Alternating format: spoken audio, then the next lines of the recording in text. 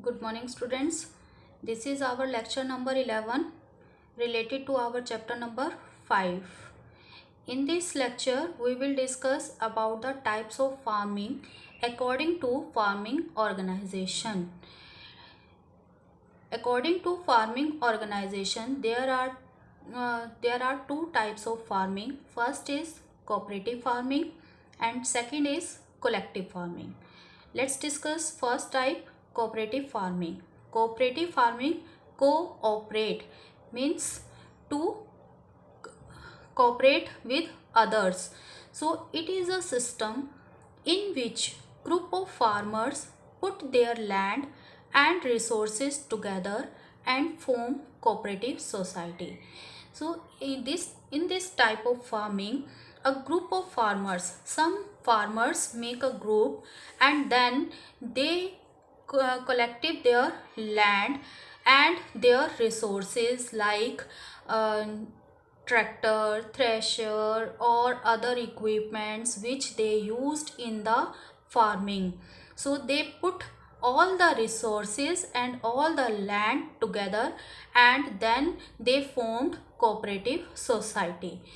In this process, they produce quality products and cheaper rates because due to this type of farming or due to this arrangement, the land size became large and the inputs are putting together, so the rate of production is become low. So they process the quality products. Product quality is also improved because some machinery can be used or modern technique can be used on the large land, so the quality products are produced at the cheaper rates. This society helps the farmer in procuring important inputs.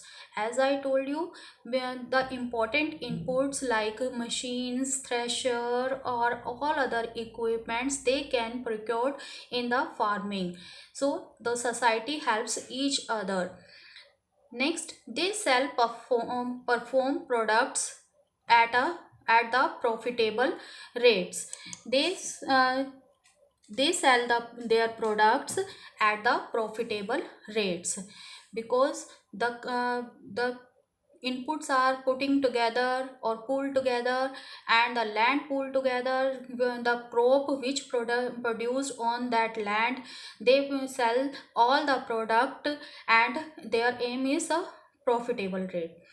Major region where this type of cooperative farming is mainly practiced, they are mainly European countries like Denmark, Netherlands, Belgium, Sweden, Italy and uh, so on.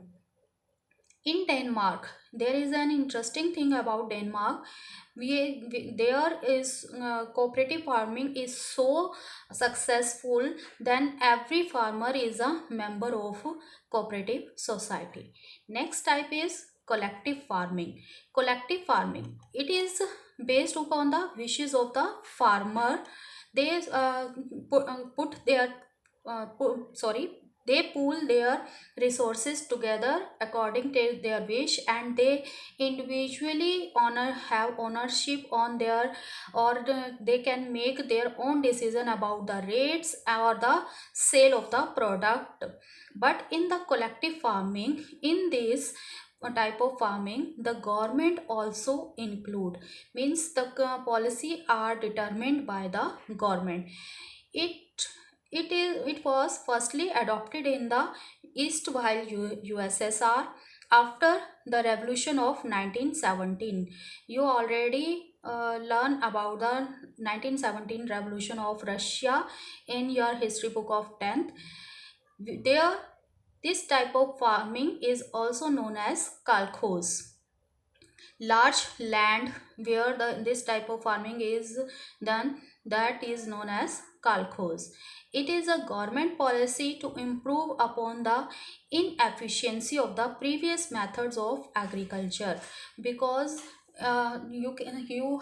have knowledge, you have the knowledge that in the after the 1917 revolution, the Russian was completely destroyed. All the agriculture land or production also destroyed. So the main aim of the government of the Russia is to improve the agriculture production and the and remove the inefficiency in the agriculture method. This cooperative union is based on social ownership of means of production, because Russia is also spotted was also spotted to the socialism. So they believe in the socialism, and the production of means are also honored by socially and on collective labor. And the farmers who pooled their land together, they collectively act as labor on their on this land. The farmers pool all their resources collectively. They are allowed to retain a small piece of land to grow crops for their daily needs. Even though they have to collect their farms, but they are allowed to retain a small piece of land for himself.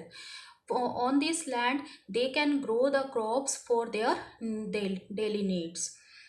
The early target was set up by the government for the farmers. How much production they have to produce, this target was set up by the government, and they sold their product at fixed prices.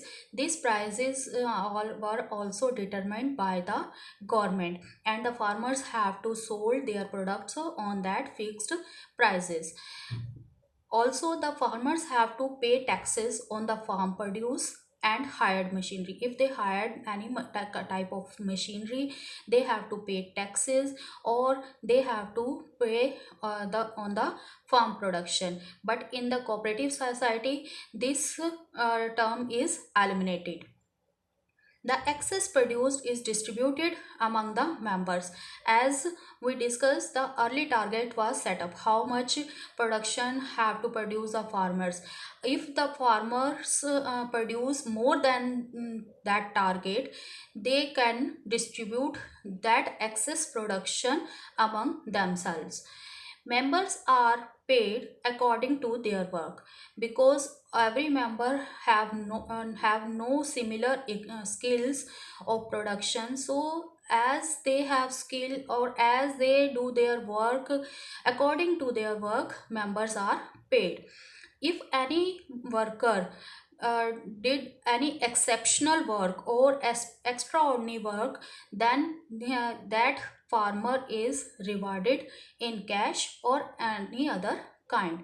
This type of agriculture or collective farming is famous or practiced in Easterwhile USSR and some other socialist countries in Russia.